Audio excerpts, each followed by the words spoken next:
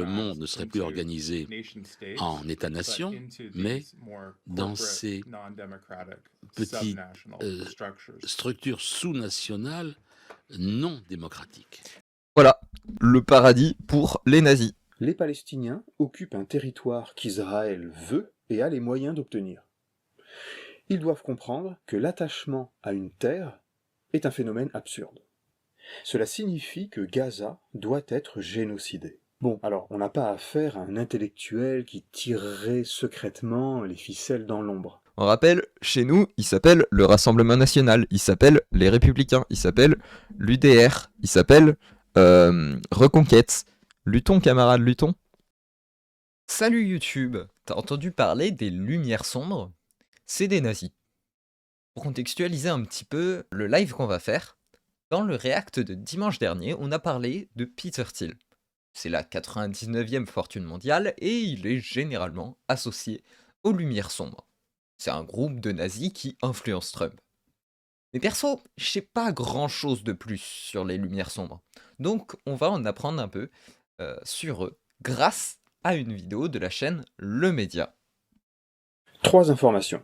D'abord, figurez-vous que dimanche, au sud du Texas, les employés de SpaceX, propriété du milliardaire Elon Musk, ont approuvé la constitution de la base de lancement des fusées en une ville nouvelle, baptisée Starbase. Lundi, Israël a annoncé un plan de conquête de Gaza et la déportation de ses habitants, tout en continuant à affirmer son intérêt pour le plan Trump qui prévoit d'en faire la Riviera du Moyen-Orient. C'est enfer. Lundi, le président Emmanuel Macron, devant les francs-maçons de la Grande Loge de France, a évoqué un mystérieux courant des Lumières sombres. À travers la franc-maçonnerie, au fond, est visé le projet de révolution et d'émancipation dont vous êtes avec d'autres les gardiens. En effet, s'articule aujourd'hui un projet né aux États-Unis, mais qui essaimera à n'en pas douter ici en Europe et en France. Je ne savais pas qu'il était allé à la Grande Loge de France devant les francs-maçons. Ce projet explicite des Lumières noires qui tendent à effacer l'héritage de 3 siècles au moins de progrès humain. Ah oui, c'est les Lumières en mode les Lumières, le siècle des Lumières, etc., philosophie des Lumières. Et du coup, les Lumières noires, ce serait leur inverse. Tous les présidents, ils vont... Peut-être, hein, je sais pas, je connais pas le lore à ce niveau-là. Si je vous disais qu'en suivant la piste de ces 3 informations, on peut parvenir à un même personnage, nommé Curtis Yarvin.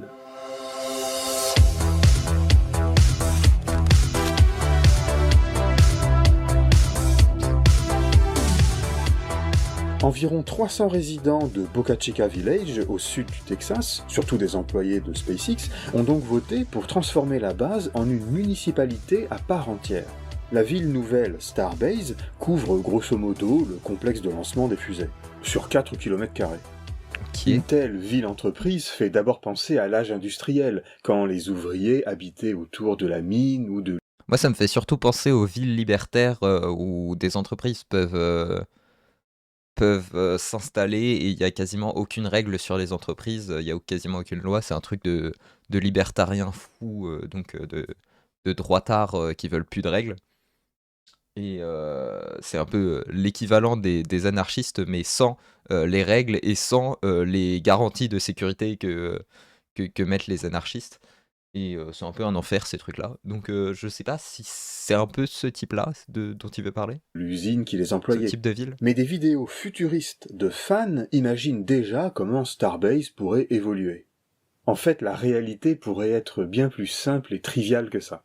Qu'est-ce que cela va changer pour Starbase de passer de village non constitué de Boca Chica à ville nouvelle? Eh bien, elle va pouvoir obtenir plus de droits, comme par exemple adopter des arrêts municipaux, obtenir une plus grande capacité de construction, pouvoir s'accaparer des terres et bénéficier d'un moindre contrôle tout en pouvant solliciter des subventions fédérales et étatiques. Pour le moment, ce sont des Et du coup, c'est aux mains d'Elon Musk ça? Quel enfer! employés de SpaceX qui sont à sa tête, et ce qu'ils peuvent faire est encadré par les lois du Texas. Mais on comprend que le procédé confère indirectement à la direction de SpaceX un pouvoir de décision nouveau sur l'utilisation de ce terrain. La ville sera tenue par Robert Peden, le vice-président de SpaceX, et Musk est annoncé... Ah oui, c'est pas n'importe quels employés non plus, enfin... C'est directement tenu par Elon Musk à ce niveau-là. Comme superviseur non élu. Pour l'instant, on ignore à quel point ce projet vise, dans l'avenir, à soustraire ce territoire de la législation commune, pour y installer, par exemple, très opportunément, une zone d'expérimentation capitalistique. En ce sens, Starbase pourrait se développer selon le modèle de ces fantasmes de... En France, il y a la gare Plessis-Chênay qui est associée à une usine. C'est le cas le plus proche de ça en France. Mais après, c'est une gare, c'est pas non plus une ville, je pense. J'ai pas les datas dessus. Super bizarre comme chez Votech. Oh, à peu près là. Visiblement, c'est pas loin de ça, ouais. De nombreux théoriciens néolibéraux ou libertariens que sont les charter cities, les villes à charte ou villes à statut spécial. Ce sont des projets qui visent à privatiser un petit territoire, en général dans des pays en développement, pour y installer un petit paradis pour entrepreneurs et riches rentiers. Ça, c'est ce dont je parlais juste avant. L'État est Oui, ok. géré comme des sociétés. En même temps, je crois que en France, c'est beaucoup plus régulé qu'aux États-Unis sur les droits de faire ce que tu veux avec une entreprise. En France, tu peux pas. Et à tout moment, tu te fais nationaliser si tu fais trop de la merde. Et encore heureux. Société anonyme. Pas de politique, pas de gouvernement, mais un PDG et des actionnaires. On avait parlé dans un On sort les dossiers précédents de ces idéologues et entrepreneurs qui veulent mettre le capitalisme à l'abri des contraintes de la démocratie en favorisant l'émergence de zones économiques spéciales. Alors, sachez que quand j'étais petite, j'avais pensé à un truc et tout. J'étais allé super loin dans ma tête, hein, mais dans mon délire, j'étais en mode faut que je fasse une entreprise qui grossisse, que j'achète des parcelles de terrain et que je devienne un pays. J'ai vraiment pensé ça. J'étais libéraliste as fuck. C'est honteux. Mais je voulais pas qu'il y ait d'inégalité dans mon pays. C'est déjà un minimum. J'ai pas entendu parler d'une nationalisation de Tsubame. Mais c'est pas parce que tu peux te faire nationaliser que Macron va nationaliser. Hein. Genre Macron il peut nationaliser mais c'est pas dans son intérêt puisqu'il n'en a rien à faire du public. Et parce que c'est un gros droitard et les droitards ils nationalisent pas, au contraire. Ils privatisent. Ouais, toutes les choses importantes sont limitées au niveau départemental ou régional et même au niveau national. Hein. Il y a beaucoup de choses qui sont gérées au niveau national en France. Zones franches, paradis fiscaux, duty-free, plateformes pétrolières, etc. Soumises à des régimes exceptionnels en matière de fiscalité, de droit du travail ou de droit de douane. Ah oui, il y a le droit du travail aussi qui n'existe pas là-bas. Dans ces villes franches, il n'y a pas de droit du travail parce que le droit du travail, c'est pas cool pour les gros droitards. Franchement, quel enfer. Là, le capitalisme d'enclave. Avec le temps, la démocratie érode le capitalisme. Et donc, il faut créer... Le droit... Non, je connais pas ce mot. Droit américain ? Non. Non. Des espaces d'isolation, isolés des pressions démocratiques. Les intellectuels libertariens dans mon livre ont été inspirés par ce modèle de zone et se sont demandé si on pouvait aller un pas plus loin.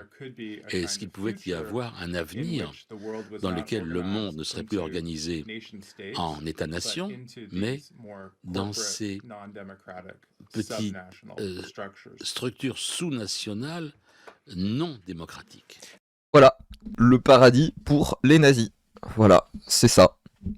Et ben écoutez, ça donne pas envie, surtout quand t'es un travailleur et que tu veux un peu de droit du travail, quoi. Il s'agit soit de perforer les États, soit de se faufiler dans les interstices entre les rapports économiques normaux de ces États. Or, on avait vu que le projet trumpien de prise de contrôle de la bande de Gaza, pour la transformer en un parc immobilier attirant les capitaux étrangers, faisait écho à toutes ces recommandations. Quel enfer. Or, il se trouve que le blogueur, à la fois underground et à succès, Curtis Yarvin, avait décrit un projet aux similitudes troublantes, mais dès novembre de... Donc, Notor, pas se faufiler dans les interstices de cette manière-là. Se faufiler dans les interstices comme le pensent les droitards. Les droitards n'ont pas les mêmes pensées que nous. 2023. Vous pouvez aussi lire une traduction d'un article plus récent sur le site de la revue Le Grand Continent. Pour l'informaticien reconverti gourou de la néo-réaction, Résoudre le problème de Gaza suppose de cesser de se pencher sur le passé pour savoir qui est légitime à être là ou pas. Il faut se contenter de prendre acte des rapports de force. Les Palestiniens occupent un territoire qu'Israël veut et a les moyens d'obtenir. Ils doivent comprendre que l'attachement à une terre est un phénomène absurde. Envie de pleurer. Je sais pas quoi dire d'autre. Non mais franchement. Si le sang et le sol ne peuvent être séparés, cela signifie que Gaza doit être génocidé. Pardon. Mais comment ça, mon ref? Mais si on peut séparer le sang ou la culture du sol, alors on peut dire que le sol n'est pas si important, et qu'on peut le considérer comme... Alors, je crois que déplacer en masse des populations, ça fait partie du génocide. Genre, c'est déjà suffisant de déplacer toute une population à un autre endroit parce qu'elle est cette population. C'est déjà suffisant pour considérer que c'est un génocide, je crois. Donc, faites gaffe quand même avec ce que vous faites. Une simple propriété. Dans son manifeste formaliste de 2007, Yarvin écrivait « Notre objectif n'est pas de savoir qui devrait posséder quoi, mais qui possède quoi. » Quel enfer. Son idée est de vider Gaza de ses habitants, pour la transformer en une ville-entreprise, mais dont les En tout cas, c'est de la Gazaouis déportation, pourraient ça reste pas posséder tip-top. des Oui, bah oui. titres de propriété boursiers, tout en perdant Dans tous leur les cas, terre et leur... Dans tous les cas, c'est dans les crimes de guerre, donc, enfin, dans les crimes contre l'humanité, c'est dans cette catégorie-là. À un moment, génocide ou pas, dans tous les cas, ça fait partie des trucs les plus graves qu'il est possible de faire, donc bah, genre éviter. Déportez pas les gens. Ouais, c'est ça, hein, c'est leur maison.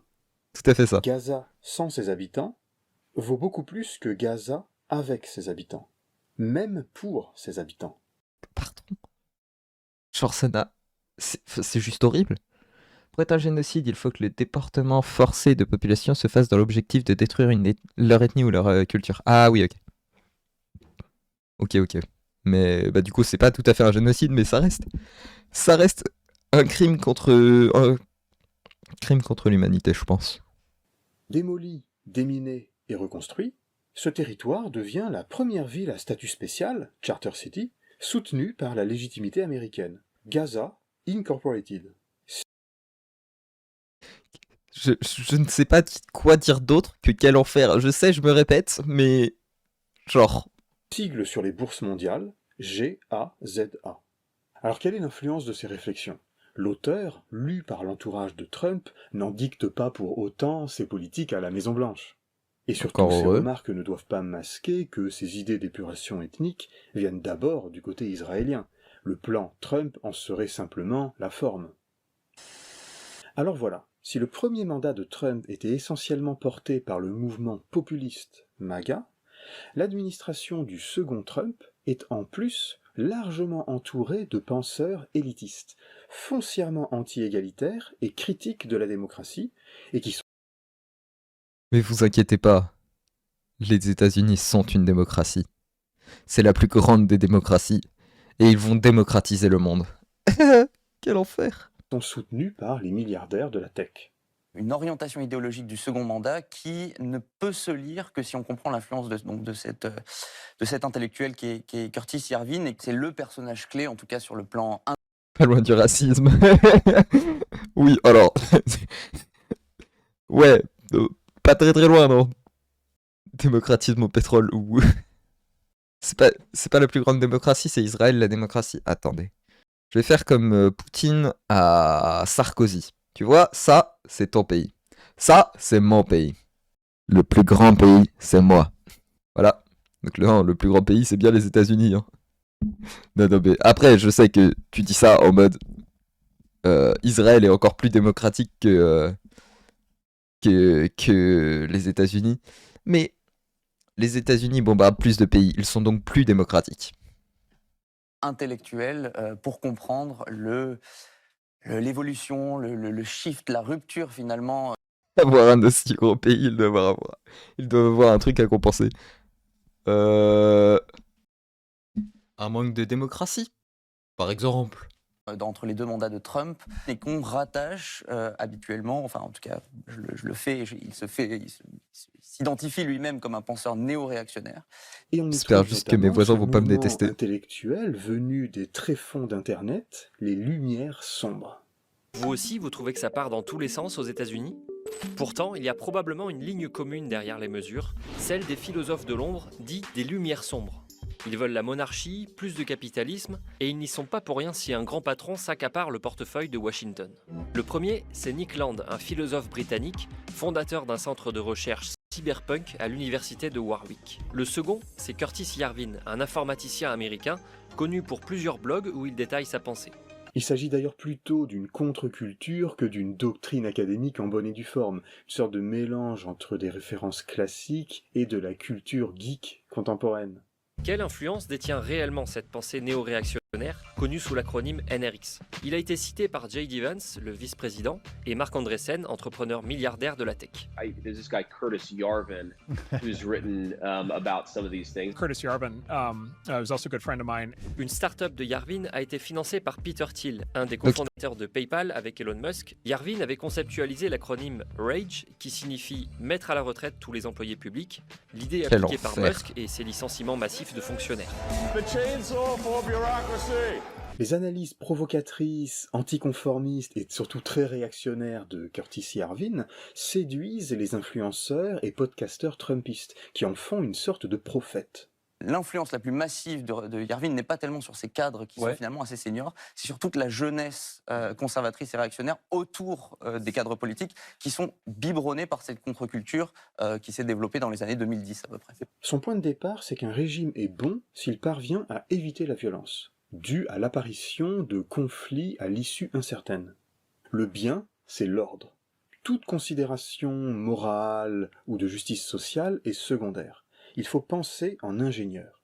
Qu'est-ce qui marche ? Son modèle politique, ce sont les cités-États autoritaires comme Singapour ou Dubaï. Il est un des premiers à mobiliser en politique la métaphore de la pilule rouge. En référence aux pilules rouges du film Matrix, qui permettent d'ouvrir les yeux sur la C'est vrai que si j'avais pris le bingo de claqué, ça cochait une case. réalité. Mais normalement, c'est pas censé être pour les droitards, c'est censé être pour... Enfin, c'est pas censé être pour les nazis, c'est censé être pour les mascus, ce bingo-là. Comment ça ? Ils sont mascus en plus d'être nazis ? Ça commence à faire beaucoup. Concept repris par Elon Musk. Elle nous permet de nous défaire de nos préjugés favorables à la démocratie, comme de croire qu'elle responsabilise les dirigeants parce qu'ils sont élus par le peuple, alors qu'ils seraient bien mieux aiguillonnés par des actionnaires exigeants. On se désintoxique de la démocratie, on se désintoxique des droits de l'homme, on se désintoxique de la morale décadente, et on comprend que le monde est est un ensemble de relations de pouvoir, et on voit le monde tel qu'il est, et donc on est forcément plus antidémocrate. Non, il n'y a rien qui va. Être géré comme une start-up, et sa direction confiée à un PDG, au quotient intellectuel élevé. Why? Mais c'est un bingo, putain. Faudrait faire un bingo nazi, quoi. En quoi la figure d'un homme fort serait-elle meilleure pour la vie des gens ? Pouvez-vous répondre à ça ? D'abord, je pense surtout qu'un gouvernement efficace est meilleur pour la vie des gens. Lorsque je demande aux gens de réfléchir à cette question, je les encourage à regarder autour d'eux et à identifier tout ce qui, autour d'eux, a été mis en place par une monarchie.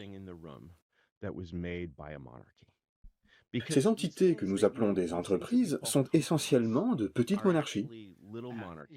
Ce système... Mais ils veulent remettre un système féodal et tout. Bon, ça se voit qu'ils ont pas lu Marx, hein. Genre, le principe, c'est que le système féodal, il bloque. Après, ils veulent peut-être pas une monarchie féodale. Mais parce que le principe, c'est quand même que le système féodal, il empêche la bourgeoisie, et c'est pour ça que la bourgeoisie a fait tomber le système féodal. Genre... Après, bon, ils sont peut-être pas très très marxistes, c'est peut-être un peu compliqué pour eux, je l'admets. Monarchique est supérieur pour garantir l'ordre, selon Yarvin. Ces services ne vous satisfont pas ? Partez, allez à la concurrence et choisissez une autre ville. Dans cette perspective, l'État fédéral américain est vu comme fondamentalement inefficace et décadent, car soumis à sa bureaucratie et aux exigences de plaire à une certaine élite ou bien à des pans parasitaires du peuple. De même, en janvier 2022, il recommande à un Trump idéalement président d'abandonner l'Europe à Poutine, seul moyen de la sauver de la décadence civilisationnelle causée par la démocratie et le Coucou l'international fasciste. libéralisme. Et son idée, c'est pas de laisser simplement la Russie conquérir l'Europe, c'est l'idée que ça va finalement mettre une pression si importante sur les États européens qu'ils seront obligés de faire une transition au-delà de la démocratie. La particularité... Transitionner, camarades. Et transitionner vers le communisme, hein. Ou l'anarchisme. Vers l'anarchisme, c'est mieux l'anarchisme. La particularité de la néo-réaction, donc avec Curtis Yarvin, c'est de considérer que nous sommes à un moment de rupture historique et qu'il y a une décision à prendre. Il y aura le camp de ceux qui vont renouer avec une forme de tradition. Ouais, la transition fasciste, donc ça, on évite. Et il y a le camp de ceux qui vont faire avancer les choses pour un monde meilleur et avec moins d'inégalités. Et ça, c'est plus pour aller vers l'anarchisme. Enfin, pour arriver à l'idéal communiste, et pour ça en passant par l'anarchisme. Ou par le communisme, mais par l'anarchisme, c'est mieux. Renouer avec un État fort, et ceux qui vont rester prisonniers d'une forme de décadence qui est associée à l'idéal démocratique, une morale humanitaire, c'est-à-dire la défense des droits de l'homme, etc. Pardon. Ok, on est quand même dans le deuxième, hein. Non, c'est... La démocratie, pas forcément sous la forme républicaine et tout ça, mais on veut quand même... on veut juste plus d'égalité, quoi. Oh, waouh, la défense des droits de l'homme. Alors, peut-être réviser un petit peu les droits de l'homme pour enlever la manière bourgeoise d'avoir premier article des droits de l'homme, le droit de propriété privée. On rappelle, la propriété privée, c'est ok, mais la propriété privée des moyens de production, ça ne l'est pas. Que force même les droits de l'homme. Oui. Ah là là, les droits des adelphes. Bon, alors, on n'a pas affaire à un intellectuel qui tirerait secrètement les ficelles dans l'ombre. Non. Mais clairement, son audience ne se limite pas à quelques geeks attirés par sa prose provocatrice et prétentieuse. Abolir la propriété lucrative. Oui. Ces élucubrations de sciences politiques fiction nourrissent l'imaginaire d'un nombre croissant de membres et de soutiens de l'administration Trump. Et donc il se peut que lui et d'autres soient en train de produire l'idéologie qui accompagnera la fraction montante des capitalistes. Ceci est un enfer. Appelé à prendre la suite de la mondialisation libérale. I'm not just MAGA, I'm dark, gothic MAGA. On se retrouve dans 2 semaines. Donc, les Lumières sombres, c'est bel et bien des nazis. Je suis pas marxiste, je suis dark marxiste. Ok, Kenata. Ok. Oui, c'est moi, je suis le petit chat. Je suis le petit chat. Donc, c'est bien des nazis. Et c'est des nazis très très nazis et royalistes antidémocratiques. Bref, en gros, faut faire gaffe à eux. Et le problème, c'est qu'ils sont riches. L'avantage, c'est qu'on est nombreux. Donc, luttons. Luttons, camarades, luttons. Organisons-nous collectivement, comme la parafange. Ah là là. À épingle les chats. Mais donc, ouais, luttons et puis évitons de les laisser arriver au pouvoir. Hein. On rappelle, chez nous, il s'appelle le Rassemblement National, il s'appelle les Républicains, il s'appelle l'UDR, il s'appelle Reconquête, il s'appelle la droite et l'extrême droite. Donc, on vote pas pour eux, on fait barrage. Et on fait tout pour avoir des meilleures conditions de vie. Aujourd'hui, c'était les élections. Bon, de toute façon, là, il est un petit peu tard pour vous dire d'aller voter. Étant donné que là, il doit plus rester que à Paris à peu près où tu peux voter. Mais ouais, il faut lutter contre la droite, il faut lutter contre l'extrême droite. Parce que leur finalité, c'est ça. Et si vous n'avez pas de personnes d'extrême gauche, votez pour la gauche. Parce que les maires, on pourrait se dire c'est pas très important, mais ça vote les sénateurs. Et les sénateurs, ils sont principalement à droite. Donc si on peut avoir plus de sénateurs à gauche, faut voter à gauche. Merci d'avoir regardé la vidéo jusqu'ici. N'hésite pas à me rejoindre sur Twitch les lundis et jeudis à 19h, les samedis à 18h et les dimanches à 14h30. Rejoins mon Discord ou mon Insta pour être informé des lives, notamment les lives non prévus. Tu trouveras tous mes liens en description avec le lien de la vidéo qu'on a regardé. Mets un pouce en l'air si t'as apprécié le react. Pour me soutenir, n'hésite pas à mettre un commentaire et à t'abonner, ainsi qu'à booster la vidéo si t'es sur téléphone. Merci.